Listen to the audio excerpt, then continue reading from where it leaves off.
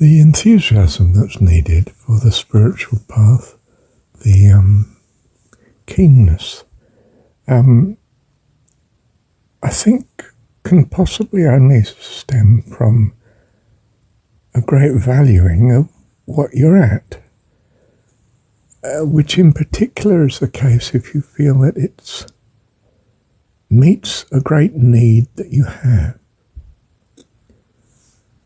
Now, my first enthusiasm at spiritual study was when I was at university, and I've mentioned this in other recordings. And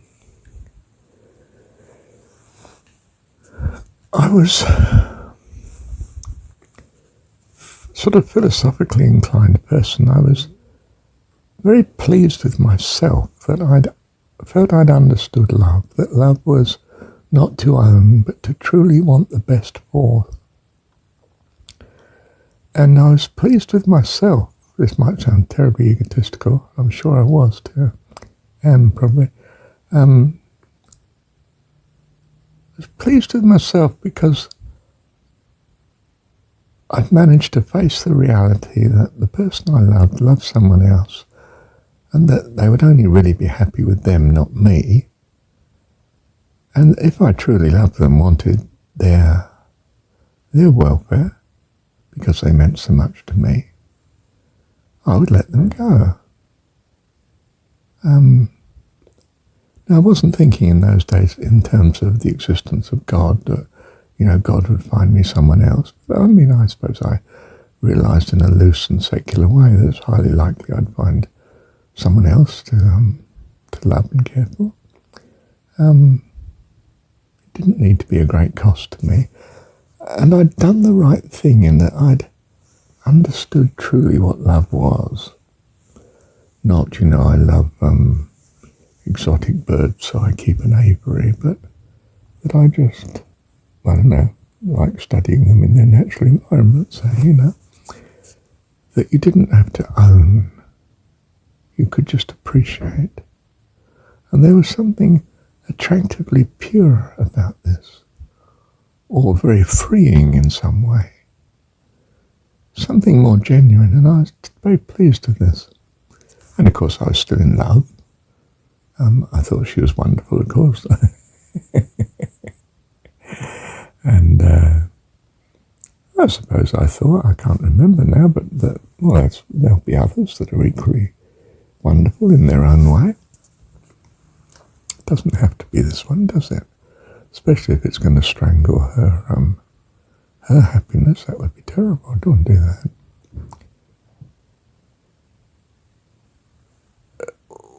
So of course, I was very happy, and so happy I wanted God to exist. Really, I suppose in a way I almost felt that God existed, but couldn't quite recognise that, and just knew that I was thinking of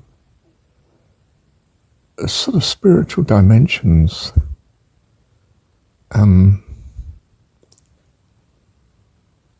without consciously owning such yet, but realising I was valuing the possibility of God, and of course the possibility of miracles. I'd always been attracted, like Mum had been, to the notion of the Indian wonder worker, and obviously the story of Jesus is similarly endowed with the miraculous. It's all sort of quite interesting and fascinating. I was a philosopher by natural bent, in that home life had been difficult. I'd been very close to Mum. She's very intelligent. A lot of emotion going on in the family discords between Mum and Dad. I'd matured early, if you like. I'd have been schooled closely by an adult relationship with Mum. I was attracted to humanism because I thought, well, this seemed a noble path. I was attracted to reading Plato, of course, at the age of something like 17, intensely reading it, talking about it to one or two of the lecturers at Tech College I was at,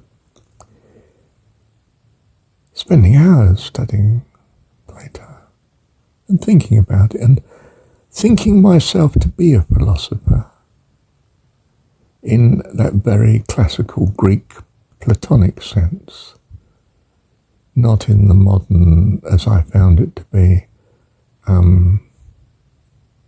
analytical, almost mathematical approach to philosophy. I like the discourses of Plato. One could imagine being in the situation. In fact, I used to come out of the study from the public reference library and go into the town, and the town seemed like a strange world to me. It seemed so different to where my mind had been. I don't mean it had been in ancient Greece, but it had been in the discourses as developed by Plato. And so I was attracted to humanism because it was a noble cause, care of humanity and so on. I thought that perhaps economics would be the answer. I mean, in some sense it's a resource problem. Quite quickly realised by the time I got to university that it wasn't a resource problem, it was a political and societal, structural type problems. Was attracted to politics, thought that was the answer, then realised it wasn't. Started to realise it's the individual. And concurrently with this was the experience of packing up the masters because I'd run out of cash basically and stopped halfway through. Couldn't start my trainee social work job until May, so I had a couple of months of just being on campus, beautiful springtime. Someone gave me a copy of Paramahansa's autobiography, which is all about the spiritual, of course, the existence of God, really. I mean, a Hindu view, but, well, a sort of Hindu and Christian views, comparing the two much of the time. And so I was alive to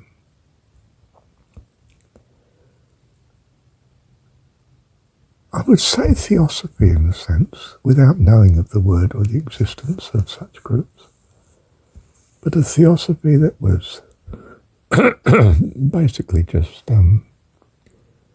contrasting secular philosophy and scientific approach with a combination of Christian and Eastern Hindu and some Buddhist understanding, early days of studying such. But the intense autobiography of Paramahansa, of course, could have an amazing effect on its own, and I think probably did. I wasn't won over to having Paramahansa as a guru. I mean, I didn't really go on the idea of gurus. More egalitarian approach to truth than seeking some great master, you know. But on the other hand, fascinated by his life and his view. And his interpretation of Christianity too is much of what I've taken on. I realise that. Now, running parallel with this in my life is that intense relationship with Mum meant that I was expecting intense love relationship with wife. My first wife, for instance, I mean, I went to New York because I had to. My research took me there for possibly as much as 3 weeks if I wanted, but minimum of something like 8 days, you know. And I got it down to the minimum because I didn't want any time not with my wife did not count with me. Being with my wife was everything, you see. We were married 18 years. We did everything together, and I was the same with each of 3 wives. We were always seen together. You know, me and whatever my current wife was. And I was almost continuously married, despite not being the one that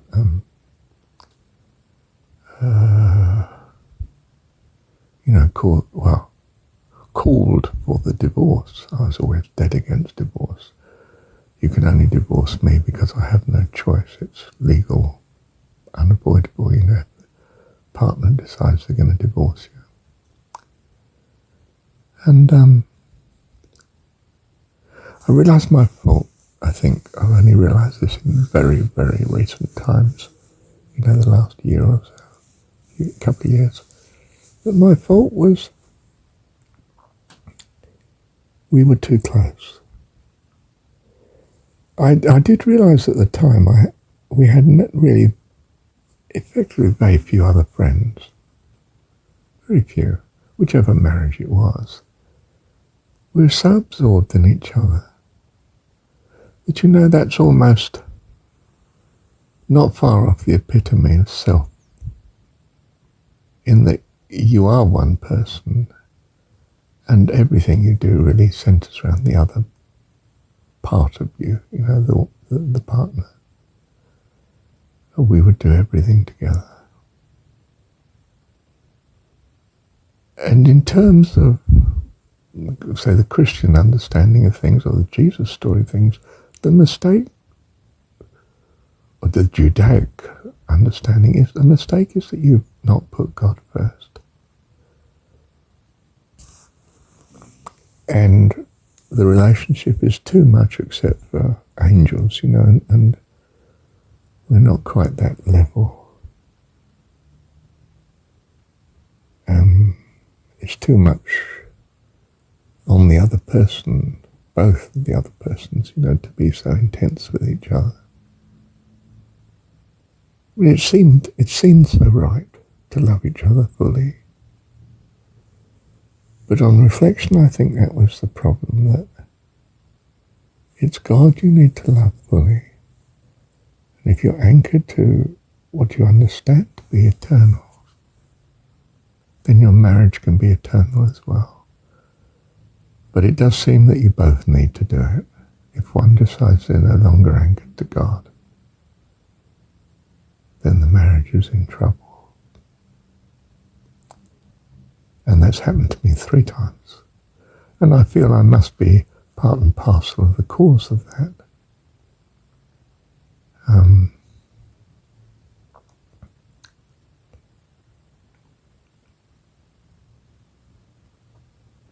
Well, both of us in a sense, of course, at each occasion.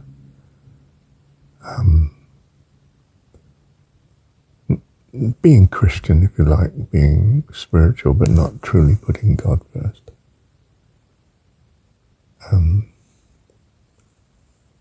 More putting each other first. The relationship first. And you would think, oh, that means the relationship would be very strong, and it was, but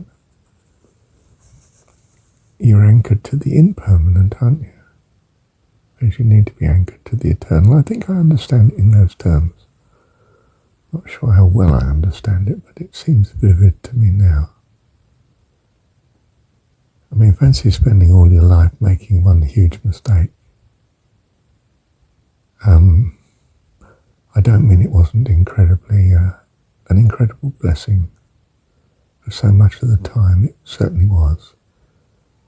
I wouldn't have been without any of the partners I've had, wives, and the odd partnership before marriage, of course. Before my first marriage, it's with a lady, Mary, for nearly 5 years, and as a secular person, as we both were, it's a secular partnership in a way, wasn't it? Again, it was intense, but Well, the obvious. Where are you without God? The personification of all you value. If you make your partner the personification of all you value, perhaps that's not quite true to who they are. I don't mean they don't all do their best. We all, in some sense we do our best, don't we? Try to. But it's not up to what the other might have as their perfect when it comes to it. I mean, my first wife, for instance, was a very organised lady. In the end, you could do nothing quite right in the field, and you surrendered it to her. So she then complained that she was doing everything, but it was because anything you did help with, it was never up to standard, really, for her. In a way, she was a perfectionist. She was a born spinster, in a way. I think I blessed her in her not being a spinster. And presumably she thinks so too, because else she would not have had a son. And he's been good. He's been very good.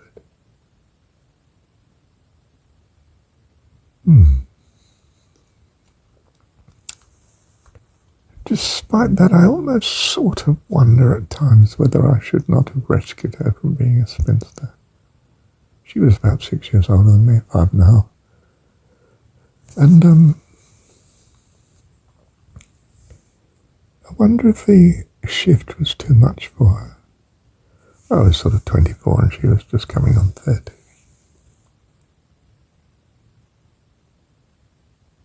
We didn't fall in love, but we loved each other. Earnest, sincere, caring for each other. I mean, it's an excellent relationship in so many ways. All three of them were excellent relationships. I wouldn't for the world lose any of them, if I lived life again. I mean, things do finish, and that's very sad. And desperately, desperately upsetting. Obviously I wouldn't wish divorce on anyone, but it is a very hard thing to go through when a relationship has to break up, even though it may have been bad in the last year or two. Perhaps more, but it's still an incredible wrench when the marriage is finally torn apart.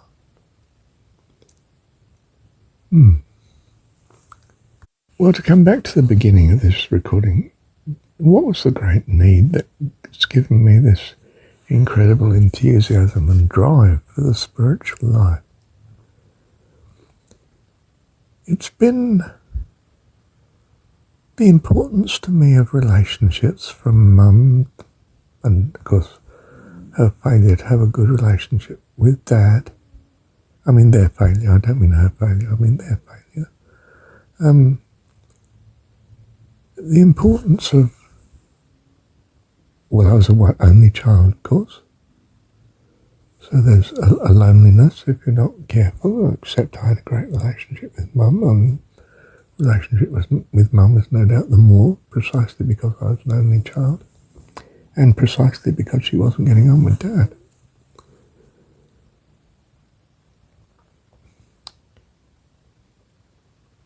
In other words, great significance to me of relationships not necessarily being right, and what to do, and what was a good relationship.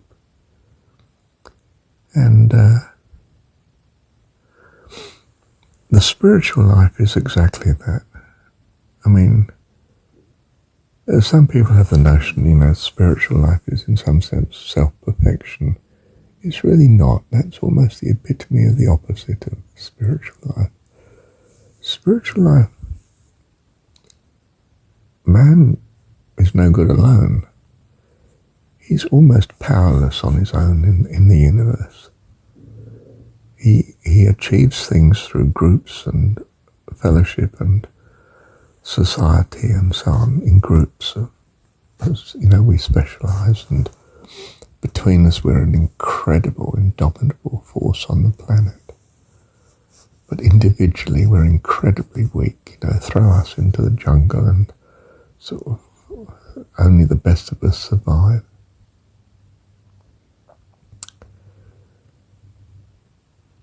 So the spiritual life is actually the essence of trying to find right relationship that will bring the happiness and the viability of life that we need, because we don't have it on our own. The Robinson Crusoe guy is just not living, quite honestly. It's just, unless he can relate to the creatures and the plants around him,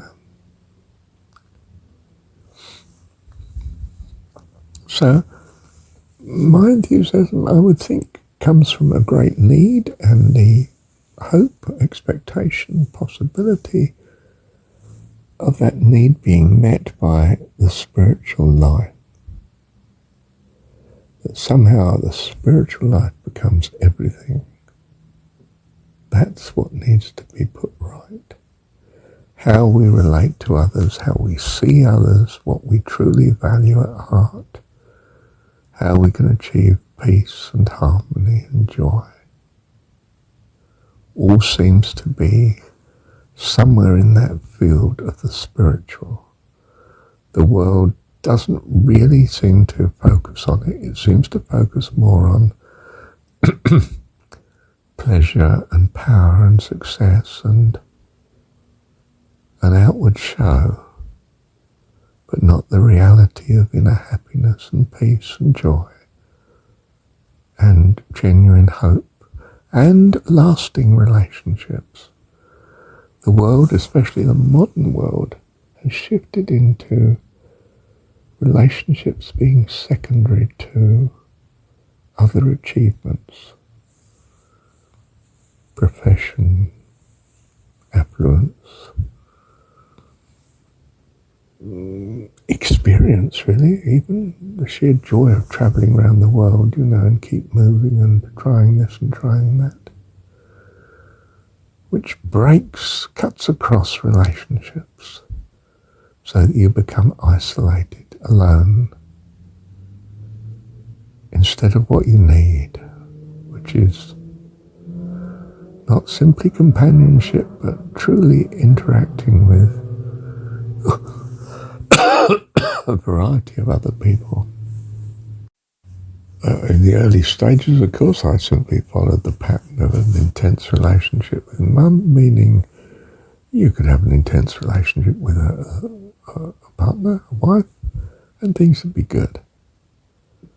All one needs to do is do it well, as opposed to what my parents seemed to succeed in doing, which was not so well. And so I pursued this with enthusiasm, but with the problems that arose because of that. As I say, not putting God first, really worshipping each other. Our time and resources was unquestionably spent on each other.